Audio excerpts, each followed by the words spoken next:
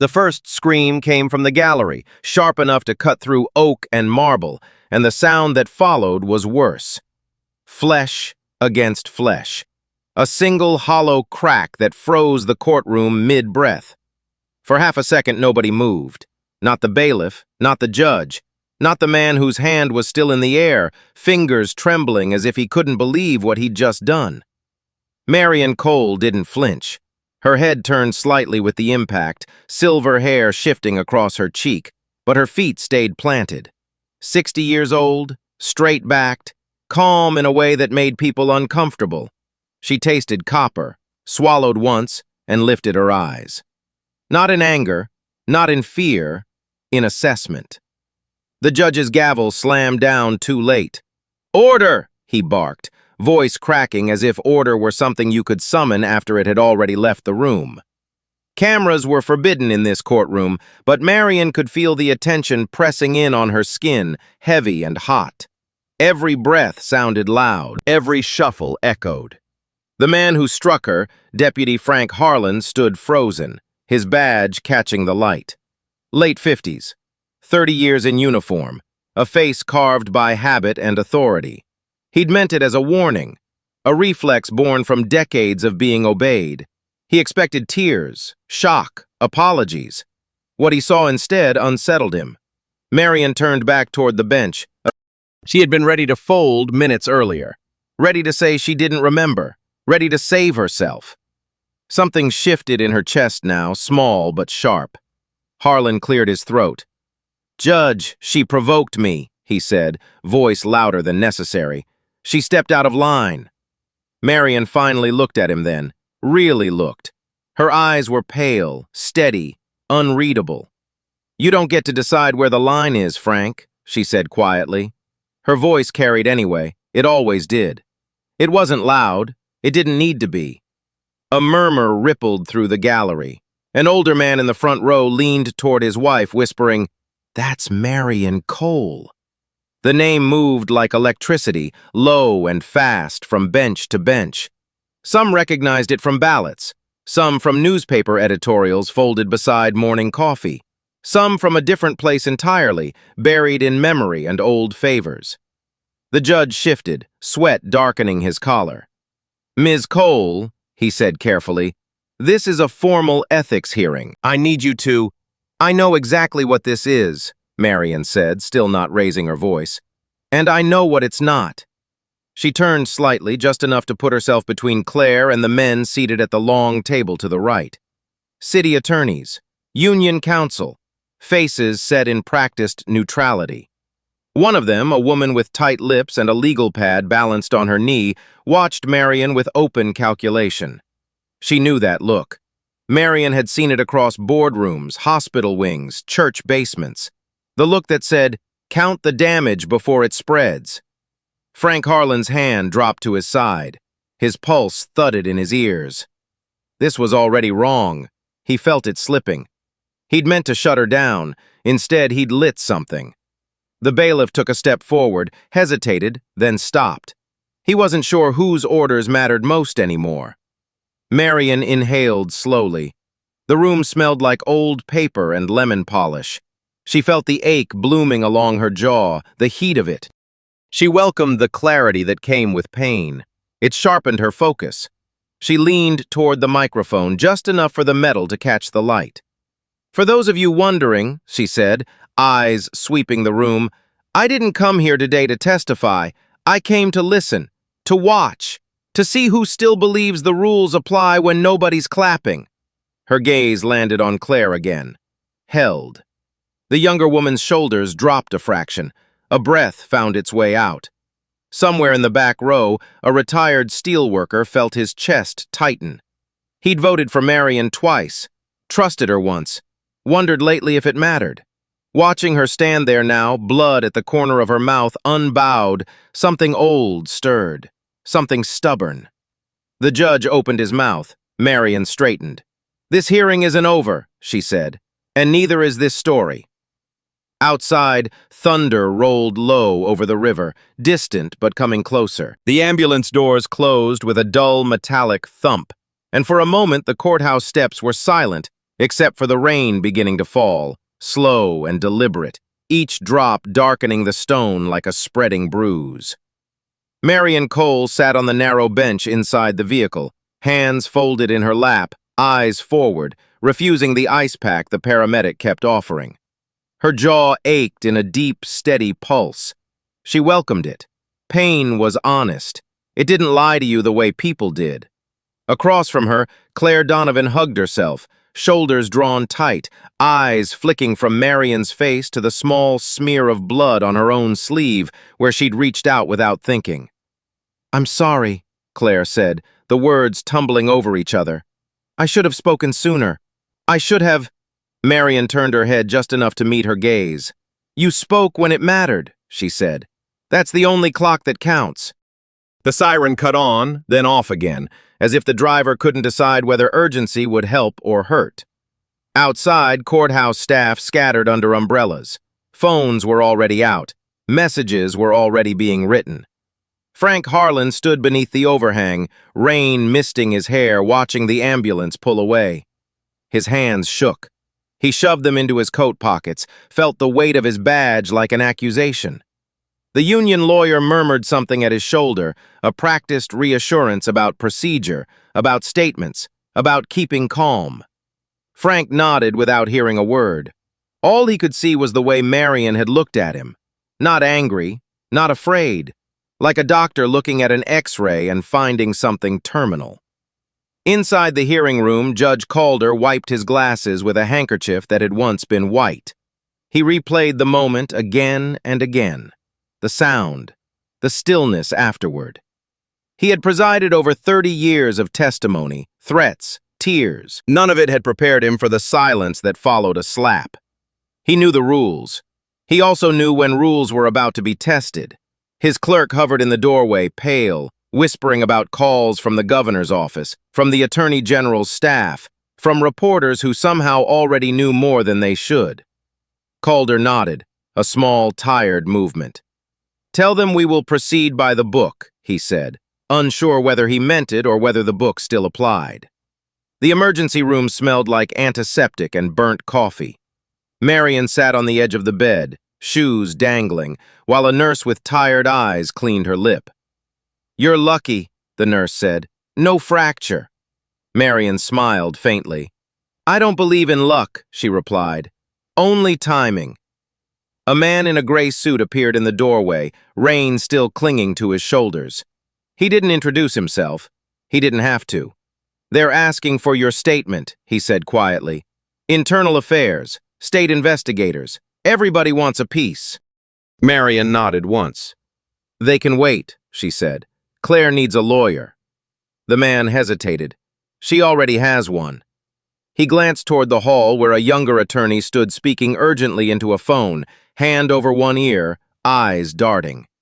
Marian followed his gaze, then looked back. "Good," she said. "Then they're late." Down the corridor, Claire sat hunched in a plastic chair, hands trembling as she signed a consent form she barely read. Her phone buzzed non-stop. Unknown numbers, messages with no names. One voicemail began with a laugh and ended with a warning. She deleted it without listening to the rest. When she looked up, Marian was standing there, coat back on, face set. Claire swallowed. "They're saying I violated policy," she whispered. "They're saying I'll lose my job." Marian crouched to Claire's level, the movement slow, deliberate. "They always say that first," she said. "It's a test. If you fold, they move on to the next person. If you don't, they get louder." Claire's eyes filled. "I'm not brave," she said. Marian's voice softened.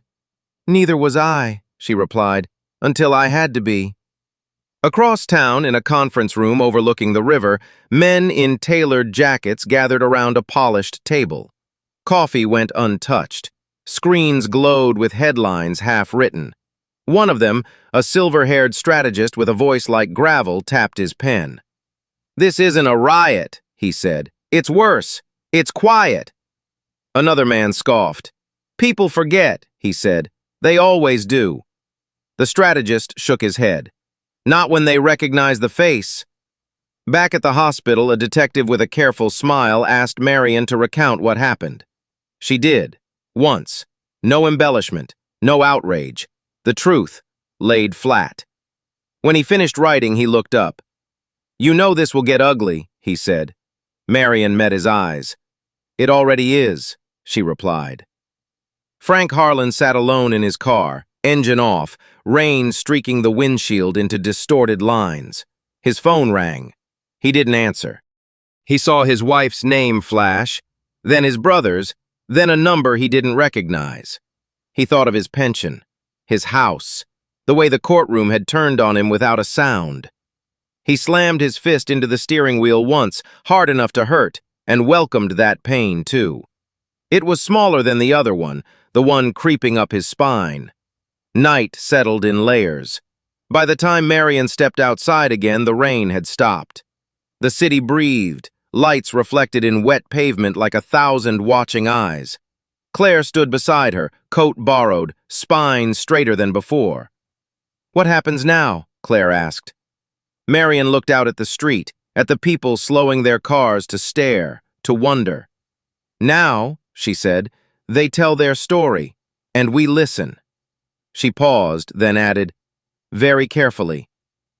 Somewhere, far from the hospital and the courthouse, a phone vibrated on a glass desk. A man glanced at the screen, read a single line, and smiled without warmth. He pressed a button and said, "It's time." By dawn, the city had already chosen sides, even if it didn't know it yet. Radios murmured in kitchens where coffee cooled untouched. Television anchors practiced neutral faces that fooled no one. Marian Cole stood at her apartment window, watching the river carry scraps of fog like secrets that refused to sink. She hadn't slept. She hadn't needed to.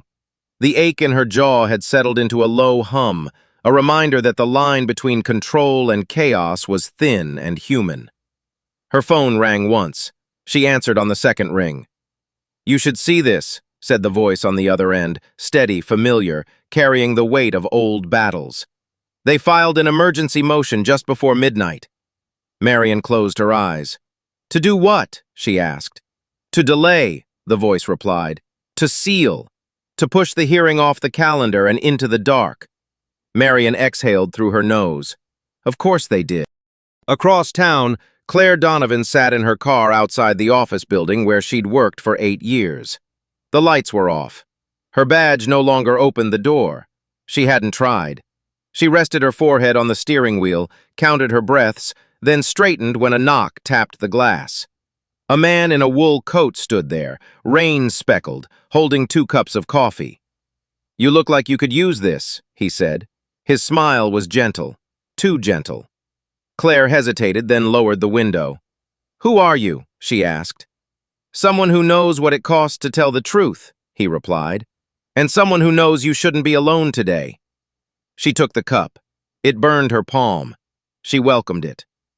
In a quiet office near the courthouse, Judge Calder listened as a clerk read aloud from a stack of motions. Each page sounded heavier than the last. Delay, transfer, jurisdictional review. Calder stared at the wood grain of his desk, tracing a groove with his thumb. He had built a career on caution. He had survived because he never moved too fast. Now he felt the weight of that survival pressing back. "Schedule a conference," he said finally. "Today." The clerk blinked. "Sir," she began. Calder looked up. "Today," he repeated. The word felt like a small rebellion. Frank Harlan woke on his couch with his phone vibrating against his chest. He hadn't gone home. He hadn't wanted to see the look on his wife's face. The screen filled with messages he didn't read. One headline slipped through anyway. "Veteran deputy under investigation." He laughed once, sharp and humorless. Veteran, as if time excused impact. He swung his legs down, the room tilting slightly, and noticed his uniform folded over a chair. He didn't touch it. By mid-morning, Marian was back inside the courthouse, not as a witness, not as a defendant, but as something harder to categorize. People stepped aside without realizing why. A reporter tried to catch her eye. Marian didn't slow. She moved with the quiet authority of someone who knew where the walls were thin. In a side room, she met with 3 people who did not introduce themselves. They didn't need to. One of them slid a folder across the table. "We traced the calls to Claire," he said. "They weren't random." Marian opened the folder. Names, dates, connections that curved back toward city contracts and campaign donors. The picture wasn't clean. It never was. Claire sat across from her attorney, hands wrapped around the same coffee cup, now cold. "They want to make me disappear," she said. "They want this to be about me." The attorney nodded. "They always do." He paused. "You can walk away." Claire shook her head, surprising herself with the force of it. "If I do," she said, "they win twice." Her voice trembled, then steadied. The attorney watched her, something like respect breaking through his caution. In the public hallway, a group of retirees gathered near a bulletin board, whispering. One of them, a woman with careful makeup and a cane she didn't need, said Marian's name out loud. "She's the one," she said. "The one who fought the rezoning." A man beside her frowned. "They all talk," he said. The woman lifted her chin. "This one listens," she replied. The emergency conference began behind closed doors. Lawyers spoke, objections stacked like bricks. Marian listened, head tilted, eyes half-lidded. When the room paused for breath, she spoke. Not about the slap, not about herself. She spoke about procurement files and dates that didn't align, about signatures that appeared twice in different ink, about a pattern that made the air shift. The men across the table stiffened. One of them smiled thinly. "That's not relevant," he said. Marian met his gaze. "It will be," she replied. Outside, cameras rolled as Frank Harlan stepped out of a building flanked by his attorney. He said nothing. He didn't need to. His silence did more damage than words.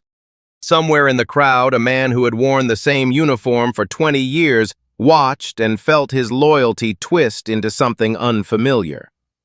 By late afternoon, the motion to delay collapsed under its own weight.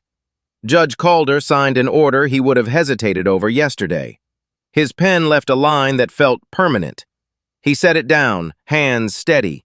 He did not smile. Marian found Claire near a window overlooking the street. Traffic crawled. People stared up. "They're going to come for you harder," Marian said. Claire nodded. "I know." She swallowed. "Will you be there?" Marian didn't answer right away. She watched a bus pass, its windows filled with faces going somewhere else. "Yes," she said finally, "but not the way they expect." As evening settled again, the city leaned forward, waiting. In an office high above the river, the man who had pressed the button the night before listened to a report and frowned. "That wasn't supposed to happen," he said. The voice on the other end hesitated. "She's not following the script," it admitted. The man smiled then, sharp and pleased. "Good," he said. "Neither are we." The fourth morning broke cold and clear, the kind of autumn chill that sharpened sound and thought alike. Marian Cole stood alone in the empty gallery before the courthouse doors opened, hands resting lightly on the wooden rail, breathing in the smell of polish and old stone. The bruise along her jaw had turned a muted yellow, visible but no longer tender. Pain, like shock, had a shelf life. What lingered was memory. Behind her, footsteps approached, measured, hesitant. Claire Donovan stopped a few feet away, clutching a folder so tightly her knuckles had gone pale. She wore a borrowed suit that didn't quite fit, sleeves too long, shoulders too stiff. It made her look younger, more exposed. "They moved the hearing," Claire said quietly. 10 minutes, smaller room." Marian nodded without turning. "They want fewer eyes," she said. "That's how you know it matters." Across the city, Frank Harlan sat in a windowless interview room, staring at a recorder that blinked red like a warning light. His attorney spoke in low tones about cooperation, about minimizing exposure, about how good behavior used to mean something. Frank heard none of it. He was watching the clock on the wall, its second hand jerking forward in tiny, merciless steps. For the first time in decades, he wasn't the one deciding when things started or stopped. In the clerk's office, Judge Calder reviewed the amended schedule, lips pressed thin. He'd slept poorly. Dreams had come uninvited, full of old cases and half-forgotten compromises. He caught his reflection in the darkened window and barely recognized just rows of hard chairs and a single strip of windows high on the wall, letting in pale light. Marian took her place without ceremony. Claire sat beside her, shoulders squared, eyes forward. On the opposite side, city attorneys arranged their papers with careful precision. One of them glanced at Marian, then away, as if eye contact might be contagious. Proceedings began with language meant to soothe. Jurisdiction, scope, professional conduct. Marian listened, head slightly bowed, appearing passive to anyone who didn't know better. Inside, she counted beats. She watched for tells, a tightened jaw, a hurried page turn, the small betrayals bodies made before words ever did. When Claire was called, the room shifted. She stood slowly, smoothing her skirt with a hand that shook once before stilling. The oath sounded louder than it should have. As she spoke, her voice steadied, each sentence building on the last. She didn't dramatize. She didn't plead. She described dates, emails, instructions that arrived verbally, never written down. She described the first time she realized the numbers didn't add up, and the second time she was told to stop asking. A man on the city's side scribbled furiously, then tore the page out and crumpled it. Frank Harlan's name came up once, then again. Each time, the air tightened. His attorney objected from across the room, voice sharp. Judge Calder overruled him, his tone even but firm. It was a small thing. It felt enormous. When it was Marian's turn, she didn't stand immediately. She waited until the room stilled on its own. "I want to be clear," she said, her voice low, controlled. "I'm not here to speculate." She paused, let that land. "I'm here to connect what's already known." She spoke of patterns, not accusations, of silence as policy, of how systems trained people to look away and then punished them for seeing. She never raised her voice. She didn't need to. From the back of the room, a man Claire didn't recognize watched intently, fingers steepled. He wore no badge, no pin, just a plain jacket and the kind of stillness that suggested patience. When Marian's eyes flicked briefly in his direction, he nodded once, almost imperceptibly. By the time the hearing adjourned, nothing dramatic had happened. No arrests, no declarations. And yet something fundamental had shifted. Papers were gathered with less confidence. Voices dropped. People avoided one another's eyes. Outside, the air felt lighter. Claire exhaled a breath she hadn't realized she'd been holding. "I thought I'd break," she said. Marian shook her head. "You didn't," she replied. "That matters." High above the river, the man with the glass desk read the preliminary notes and frowned, then smiled. "She's forcing them to move," he said to no one in particular. "Good." He closed the folder. "Let them." As dusk crept in, the courthouse lights came on one by one, illuminating the stone facade like a stage set for something larger still to come. Marian paused at the top of the steps, looking back once. Not in triumph, in resolve.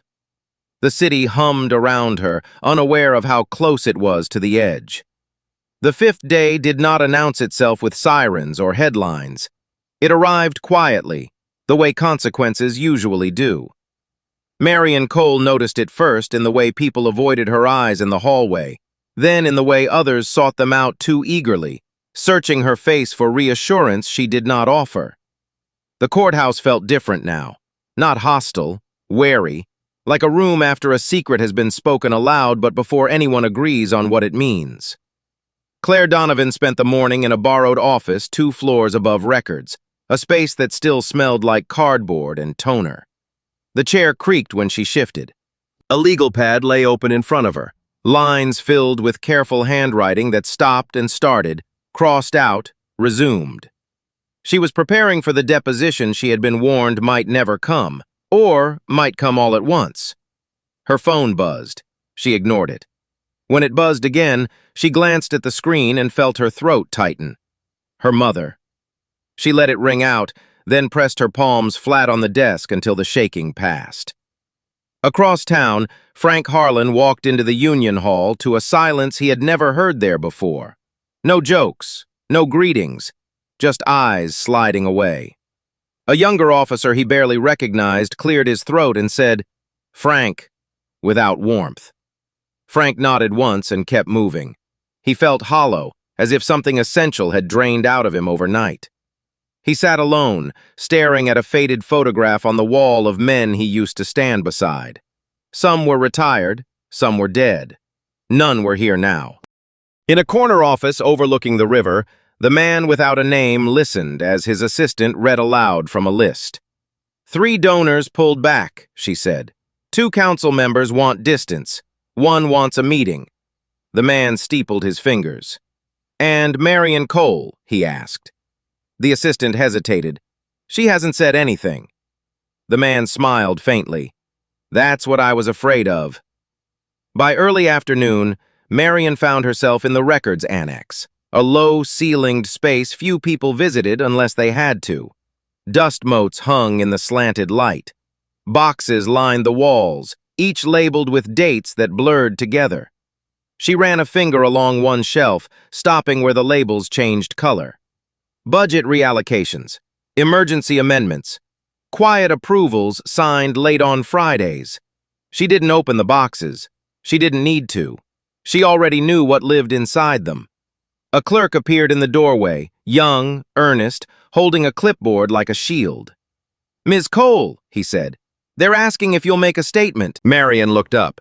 "Who?" she asked. The clerk swallowed. "Everyone." Marian smiled without humor. "Tell them no," she said, "and tell them why." The clerk blinked. "Why?" he echoed. Marian met his eyes. "Because when people talk too early," she said, "they start believing their own version." The deposition request came just before sunset. Not for Marian, for Claire. The language was polite. The timing was not. Claire read it twice, then a third time, as if the words might rearrange themselves into something kinder. Her attorney watched her carefully. "We can delay," he said. Claire shook her head. "No," she replied. "If I do, they'll say I'm hiding." Her voice wavered, then steadied. "I'm tired of hiding." The room they chose for the deposition was neutral to the point of sterility. Gray walls, a long table, water pitchers no one touched. Marian sat behind Claire, not at the table, not on record, but present. Her presence changed the air anyway. The city attorney across from them adjusted his tie twice before speaking. He began with pleasantries that landed like insults. Claire answered carefully, her gaze fixed on a spot just beyond his shoulder. When he tried to corner her, Marian shifted in her chair. Not enough to interrupt, enough to remind. Frank Harlan's deposition was scheduled for the same hour in another building across town. He sat stiffly, answering questions with rehearsed precision. Yes, no, I don't recall. His lawyer nodded approvingly at each deflection. Then the questions changed. The tone cooled.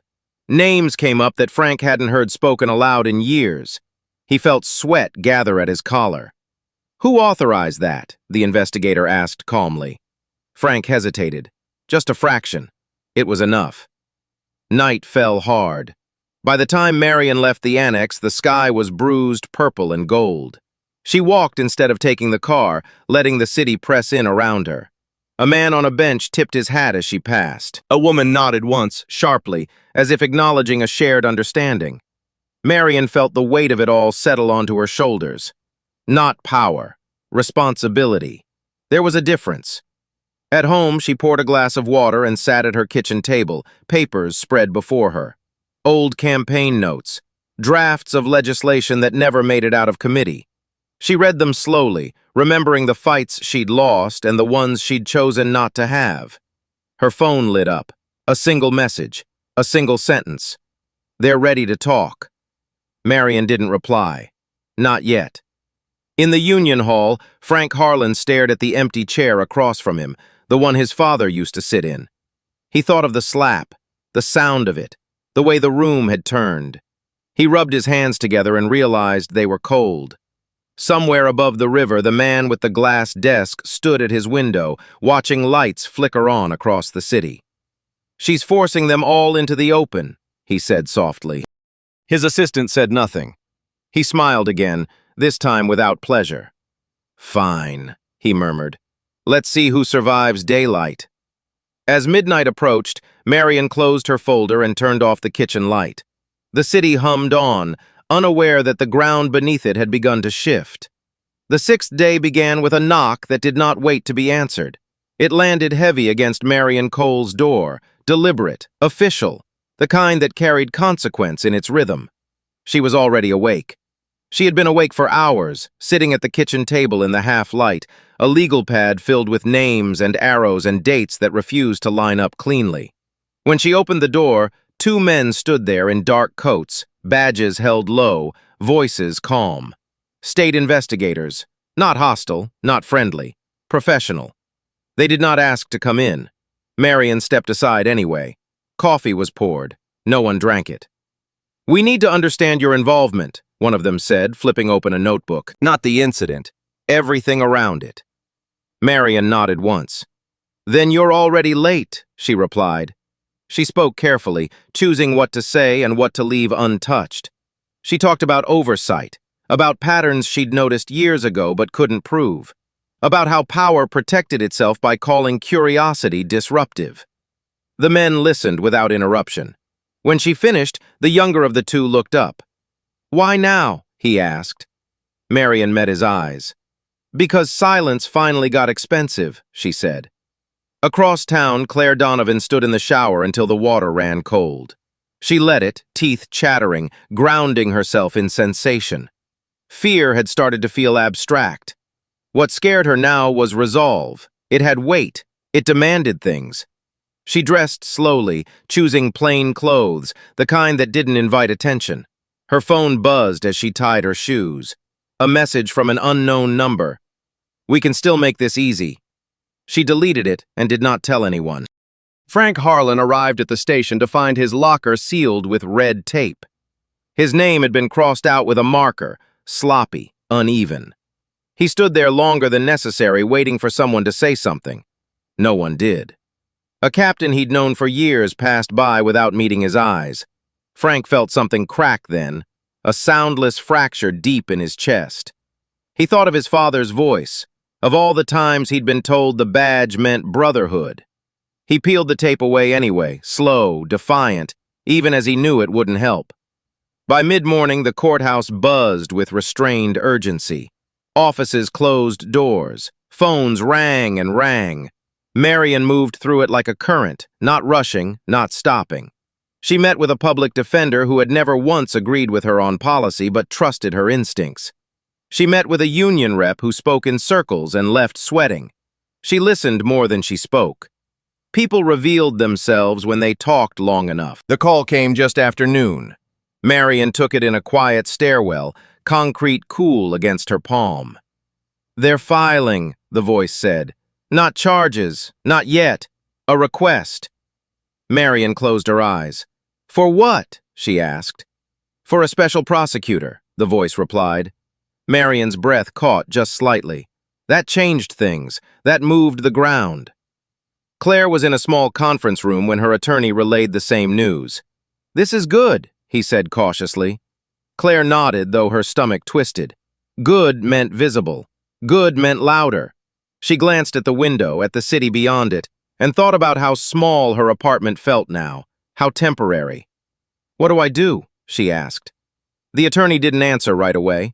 "You keep telling the truth," he said finally, "and you stop thinking that makes you safe." In a bar a few blocks from the river, Frank sat with a glass he didn't drink. The television over the counter replayed footage from days ago. No sound. Just the image of Marian standing, composed, unyielding. Frank turned away. A man beside him leaned over. "You know," the man said quietly, "they're saying she's protected, that this was all a setup." Frank laughed, sharp, bitter. "Protected by who?" he asked. The man shrugged. "Someone bigger," Frank stared into his glass. Bigger than who? Bigger than what? He didn't like where that thought led. Afternoon light slanted through Marian's office as she sat alone, staring at a document she hadn't meant to find.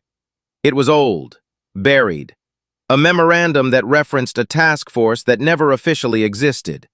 Names jumped out at her. Some were retired, some were still powerful. One made her sit back slowly, heart pounding once, hard. She hadn't expected that one. She understood then why the pressure had come so fast, why the silence had been enforced so carefully. This wasn't about Frank Harlan. He was noise. This was about insulation. She closed the file and locked it away. Not to hide it, to protect it. She did not respond. It was bigger than a courtroom, bigger than a badge, and it was already awake.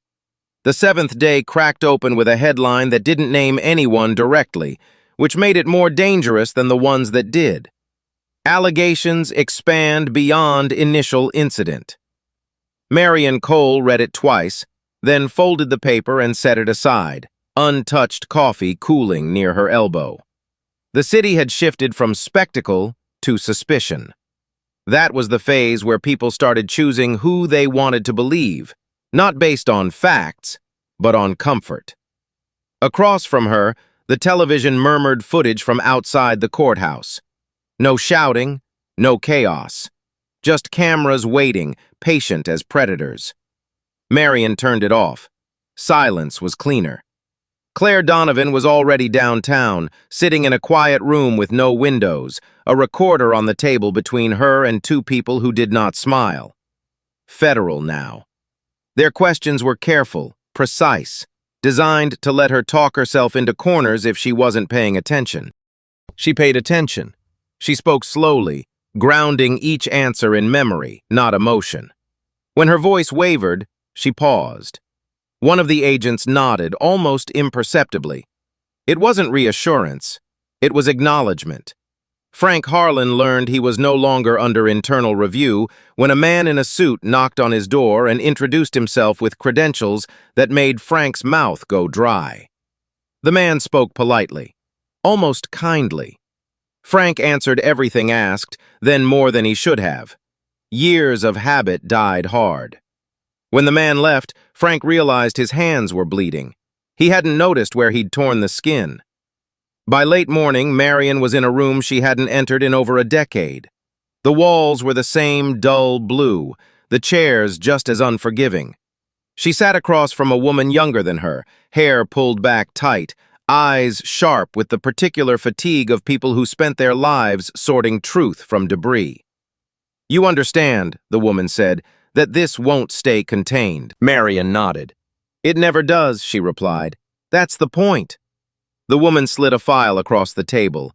Marian didn't open it right away. "We're going to need you," the woman continued, "to do something uncomfortable." Marian looked up. "That's most of what I do," she said. The woman's mouth twitched. "We need you visible," she said, "and we need you underestimated." Marian smiled faintly. "That's already happening." Outside, the courthouse steps filled slowly, not with protesters, but with people who had nowhere else to put their unease.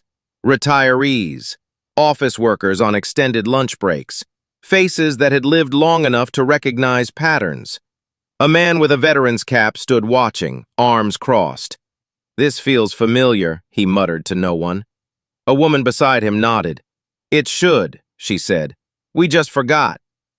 Claire was released just after noon, her statement recorded, her hands steady when she stood. The agents told her not to speak to anyone, not family, not friends. She nodded, then asked a question that surprised them. "What happens if they don't believe me?" she said. One of the agents met her eyes. "Then we make it harder not to," he replied. In a glass-walled office overlooking traffic that never seemed to stop, the man who had been watching from above finally frowned. "This isn't local anymore," he said. His assistant shifted. "No," she agreed, "it's not." The man tapped the glass once with his knuckle, a sharp, impatient sound. "Then we need a different story," he said, "something simpler." The assistant hesitated. "People don't want simple right now," she said carefully. "They want clean." The man laughed under his breath. "There's no such thing," he replied. Frank Harlan sat alone in his living room, television off, blinds half closed. His phone lay on the table, silent for the first time in days. He thought about calling his son. He didn't. He thought about calling Marian Cole. The idea almost made him laugh. He stood, paced, then sat again. When the knock came, he jumped. This one was softer. A neighbor. "You okay?" the man asked, eyes uncertain. Frank nodded automatically. The lie tasted bitter. By mid-afternoon, Marian walked into a community center on the edge of the district, unannounced, without staff. The room smelled like coffee and old carpet. Folding chairs filled quickly as words spread. She didn't give a speech. She answered questions. Some were kind, some were angry. Some came wrapped in decades of disappointment. She took them all. When someone accused her of playing a game she couldn't control, Marian didn't deny it. "I don't control it," she said. "I endure it. There's a difference." A man in the back stood slowly, leaning on a cane. "They always say they'll fix it," he said. "Why should we believe you?" Marian held his gaze.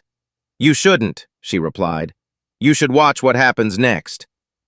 The room went quiet, not reverent, attentive. As evening settled, news broke in careful language. Federal interest confirmed. Scope expanding. No names yet. The effect was immediate. Phones lit up across the city. Doors closed. Old alliances tightened or fractured. Marian watched it unfold from her apartment window, city lights flickering like nerves. She felt the familiar pull to intervene, to steer. She resisted it. Control was the illusion that got people hurt. Claire sat on her bed, shoes still on, staring at the wall. Exhaustion pressed down hard now that the adrenaline was gone. Her phone buzzed, despite instructions. A message from her mother this time. "I'm proud of you." Claire closed her eyes and let herself cry once. Just once. Frank Harlan stood at his sink, washing his hands over and over until the water ran hot. He stared at his reflection, searching for the man he used to be, the one who believed lines were clear. He didn't find him. The absence felt final. Near midnight, Marian's phone rang. A number she recognized, though it hadn't called her in years. She answered without greeting. "They're moving faster than expected," the voice said. Marian leaned against the counter, listening. "Good," she replied. "Then so will we." When the call ended, she stood still for a long moment, feeling the weight of what had been set in motion. The city slept fitfully. Somewhere deep beneath it, old structures strained, not yet breaking but no longer stable. Marian turned off the light and let the darkness settle, knowing the next day would not offer relief. Only clarity. And clarity, she knew, was never gentle. The 8th day arrived without ceremony, and that made Marian Cole uneasy. No urgent calls, no shouting headlines. Just a strange, brittle calm that settled over the city like a held breath. She noticed it in the way traffic moved a little too smoothly, in how the morning news lingered on weather instead of scandal. When storms went quiet, it usually meant they were reorganizing. Marian dressed slowly, choosing a gray coat she hadn't worn in years. Practical, unremarkable. The kind of thing that let her move without becoming a symbol. As she locked the door behind her, her phone buzzed once. A single line from a number she trusted. "They're cleaning house. Quietly." Marian paused, keys still in her hand. Quiet was never mercy. Quiet was strategy. Across town, Claire Donovan sat in a federal building that smelled faintly of ozone and new paint, her hands folded on a metal table. She had been there since before sunrise, not interrogated, not questioned, just waiting. Waiting did things to people. It let doubt creep in. It let memory blur. Claire fought it by focusing on small details, the hum of the lights, the pattern in the floor tiles, her breathing. When a door finally opened, she didn't jump. That alone felt like a victory. Frank Harlan woke to the sound of his phone vibrating against the floor. He'd fallen asleep on the couch again, clothes still on. The screen showed a voicemail notification. 1. He didn't listen. He knew who it was from. The union had stopped calling. That was worse than anger. That meant they were done spending energy on him. He pushed himself upright, joints protesting, and stared at the empty room. For the first time, it occurred to him that the city might actually move on without him. The thought was heavier than fear. By mid-morning, Marian was inside a building most people didn't know existed, tucked between a parking structure and a municipal annex. No signage, no windows at street level. She passed through 2 checkpoints and a metal detector that hummed softly as if it were tired of its own vigilance. Inside, the air felt compressed. Voices were low, movements precise. She was led into a room with a single table and 3 chairs. Only one was occupied. The woman sitting there didn't stand. She didn't smile. She simply nodded once, an acknowledgement rather than a greeting. "You understand why you're here," she said. Marian sat. "Because things are breaking where you didn't expect them to," she replied. The woman's eyes sharpened. "Because things are breaking faster than we can explain," she corrected. Marian considered that, then nodded. That happens when people stop being afraid at the same time. The woman slid a folder across the table. Inside were summaries, not evidence, patterns, flowcharts, money moving through places it shouldn't have. "This doesn't end cleanly," the woman said. "There's no version of this where everyone walks away intact." Marian closed the folder. "There never is," she said. "The mistake is pretending otherwise." While Marian spoke in controlled tones behind closed doors, Claire was finally ushered into a smaller room where a single agent waited. No recorder this time, no notebook, just eye contact. "You don't have to answer this," the agent said. Claire nodded. "I know." The agent leaned back. "Why didn't you walk away earlier?" Claire didn't answer right away. She thought of her son asleep in his bed, of the bills taped to her fridge, of the first time she'd been told to stop asking questions, "Because I didn't want him growing up thinking this was normal," she said finally. The agent studied her, then nodded once. "That'll matter," he said. In a downtown law office, phones rang unanswered. Files were pulled from shelves and stacked in the center of rooms like offerings. People who had built careers on staying just adjacent to wrongdoing now scrambled to redefine themselves as accidental bystanders. One man stared at a photograph on his desk, a campaign fundraiser from years ago, faces smiling, glasses raised. He turned it face down. Frank Harlan drove without direction, letting the city pass him by in familiar fragments. He ended up near the river without remembering the turns. He parked and sat there, engine idling, watching the water carry debris downstream. He thought about the first arrest he'd ever made, how proud he'd been, how sure. The memory felt like it belonged to someone else. His phone buzzed again. He finally listened. It wasn't the union. It was his son. "Just checking in," the message said. "You okay, Dad?" Frank closed his eyes. He didn't know how to answer. By afternoon, rumors began to surface, careful and unsourced. Offices under review, contracts paused, leave requests denied. Marian heard them through second-hand channels, each piece sliding into place with quiet inevitability. She left the secure building as she'd entered it, unremarked.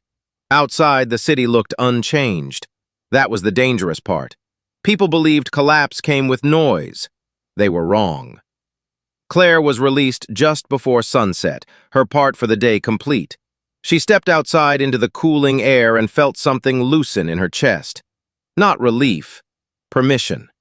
She walked instead of calling a car, letting the movement settle her. When she passed a storefront television replaying footage from days earlier, she didn't stop. She didn't need to see it again. She knew what had happened. So did the city now, even if it hadn't admitted it yet.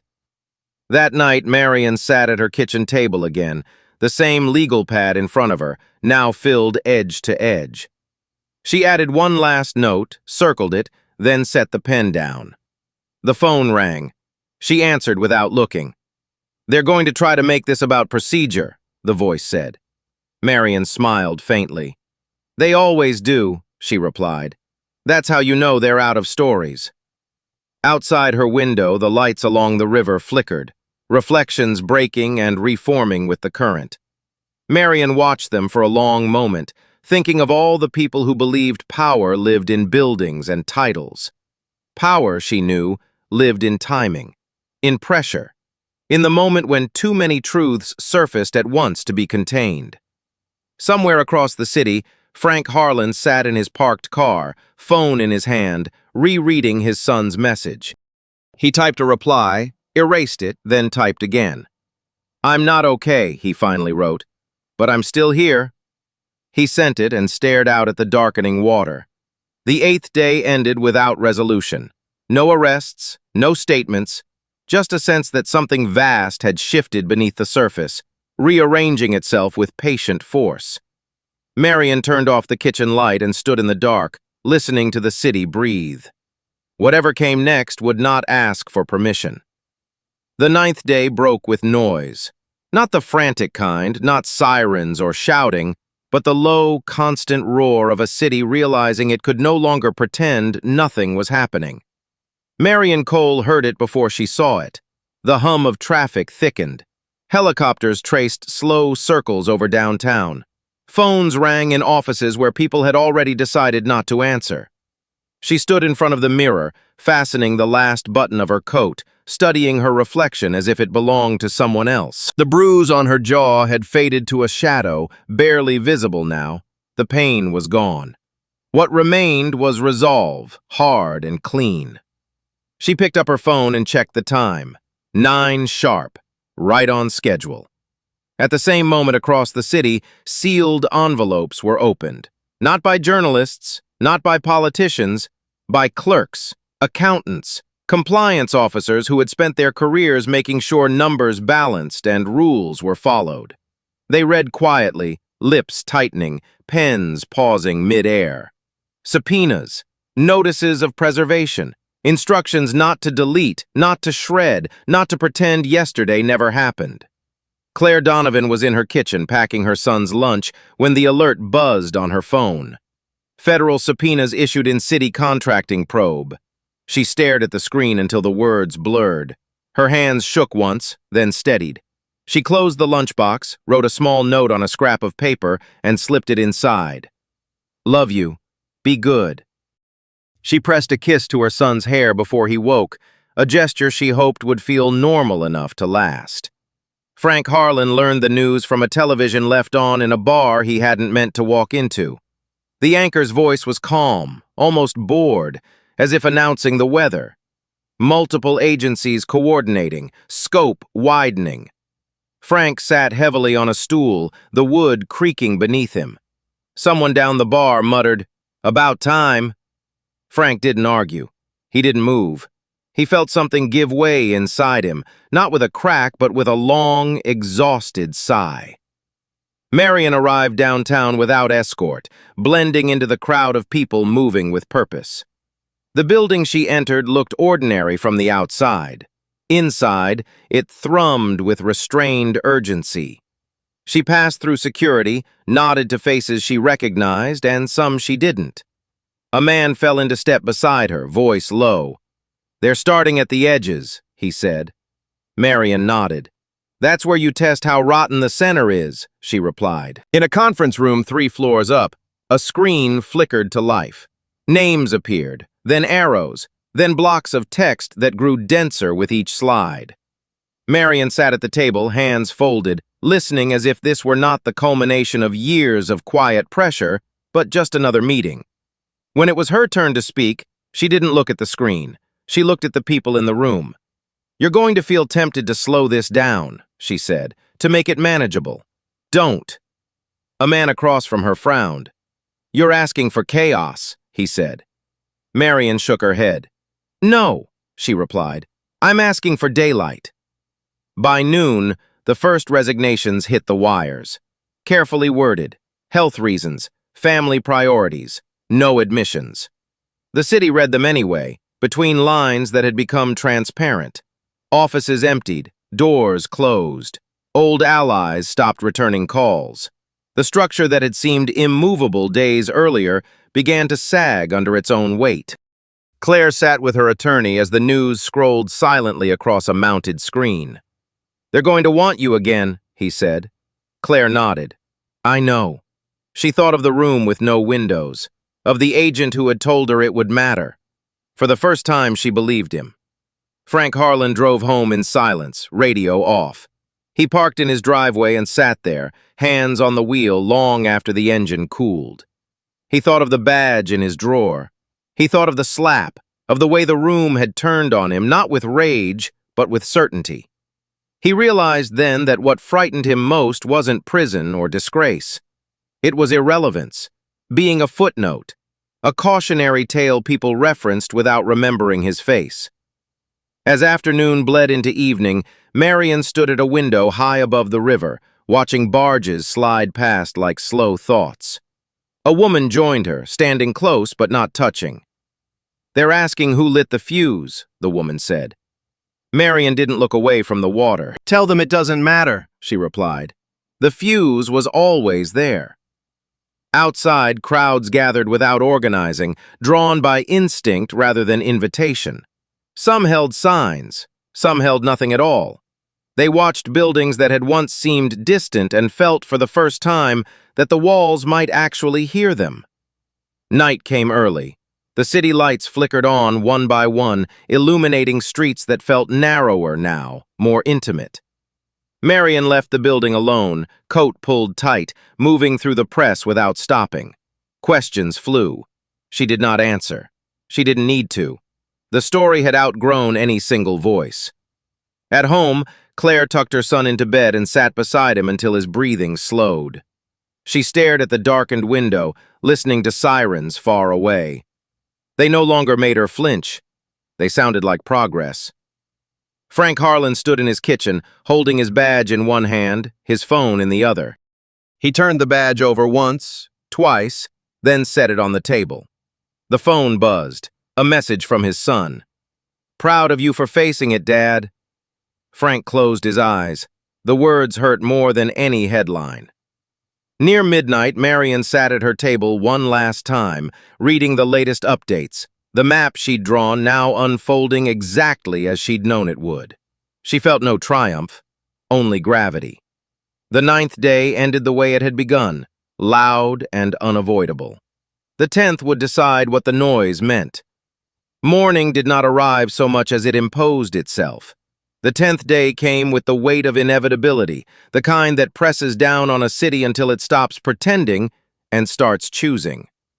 Marian Cole stood on the courthouse steps before the doors opened, coat buttoned, hands still, watching the flag pull against its rope in the thin wind. She felt the presence behind her before she heard it, the quiet convergence of people who understood that something permanent was about to be decided, and that history rarely announced itself with trumpets. Inside, the building hummed with a restrained tension, every footstep amplified, every whisper measured. Clerks moved with purpose, attorneys avoided eye contact. Somewhere deep in the structure, a process older than any one person was grinding forward, slow and irreversible. The hearing convened without ceremony, no speeches, no grandstanding, just facts laid out in a sequence that left no room to hide. Documents entered the record, timelines aligned. Financial flows, once abstract, became visible in plain language that even the most careful spin could not soften. Marian did not lead the presentation. She did not need to. Her role now was gravity, the thing everything else curved around. When she did speak, it was brief and precise, drawing lines between decisions and consequences, between silence and harm. Across the room, men who had once spoken in certainties shifted in their seats. The judge listened, not with sympathy, but with attention. Attention was enough. Claire Donovan took the stand with a steadiness she did not recognize in herself until it was already there. Her voice carried, not because she raised it, but because it did not waver. She spoke of instructions that were never written, of meetings that ended without notes, of the pressure to normalize what felt wrong until it became routine. She did not embellish. She did not seek absolution. She spoke as a citizen who had decided that accuracy mattered more than comfort. When she finished, the room stayed quiet a beat longer than protocol required. It was not applause. It was acknowledgement. Across town, Frank Harlan sat alone in a room with no windows, his attorney speaking in phrases that slid past him without landing. He had surrendered the illusion of control days earlier. Now he faced something simpler and harder: responsibility. He thought of the slap, the sound of it echoing in his memory, not as violence, but as a moment when his certainty had cracked. He understood then that what had ended his career was not the blow he delivered, but the belief that he would never be made to answer for it. When he finally spoke, his voice was hoarse and unadorned. He said what he had done. He said why he thought he could. The words did not redeem him. They clarified the record. By midday, decisions moved from rooms into systems. Suspensions became terminations. Reviews became referrals. Jurisdiction shifted upward, outward, where insulation thinned. The city responded not with chaos, but with a strange collective exhale. Offices reopened. Conversations changed tone. People who had been quiet found their voices. People who had spoken too loudly found themselves alone. Marian watched it unfold from a corridor window, not intervening, not directing. This phase did not belong to her. It belonged to the process she had insisted be allowed to run its course. In the afternoon, she walked the few blocks home instead of taking the car. The sidewalks were full, not with celebration but with recognition. Heads nodded, a hand lifted in greeting. No one asked her for anything. They did not need to. She passed the river and paused, watching the current take what it was given and carry it forward. Power, she knew, was not the ability to force outcomes. It was the discipline to hold the line long enough for truth to do its work. Claire picked up her son from school and felt the ordinary miracle of it, the weight of a small hand in hers, the sound of a voice recounting a day that had nothing to do with investigations or headlines. At home, she set papers aside and cooked dinner, letting the routine reassert itself. The future was still uncertain. That was fine. For the first time, uncertainty did not feel like a threat. It felt like space. As dusk settled, Marian returned to her apartment and placed the legal pad in a drawer she did not lock. She poured a glass of water and stood by the window, the city lights flickering on in uneven patterns. She thought of the people who would be held accountable and the ones who would slip away. She thought of the work that remained. Reform did not arrive fully formed. It was assembled piece by people willing to be underestimated and patient enough to be precise. Night came cleanly. The noise receded to a steady background hum. Marian turned off the light and let the quiet settle, not as an ending, but as a beginning that did not need to announce itself. If this story moved you, take a moment to like the video, subscribe to the channel, and comment, "Justice Matters."